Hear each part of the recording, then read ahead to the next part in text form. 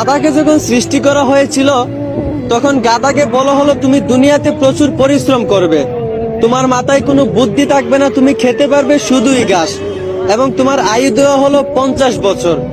এইটা শুনে গাধা বলল, হে প্রভু, আমি এত বছর বাঁচতে চাই না, আমাকে বরঞ্চ 20 বছর আয়ু দিন আর 30 বছর আয়ু ফিরিয়ে নিন। গাধার এই প্রস্তাব মঞ্জুর করা হলো। এরপর যখন কুকুরকে সৃষ্টি করা হলো, কুকুরকে বলা হলো তোমার খাবার হবে মানুষের বাসি খাবার, মানুষের রেখে যাওয়া নষ্ট খাবার, এবং তোমার আয়ু দেওয়া হলো 30 বছর। কুকুর এইটা শুনে বলল, হে প্রভু, আমি এত বছর বাঁচতে চাই না, আমাকে বরঞ্চ 15 বছর আয়ু দিন এবং 15 বছর আয়ু ফিরিয়ে নিন। সৃষ্টিকর্তা তার এই প্রস্তাব মঞ্জুর করলেন।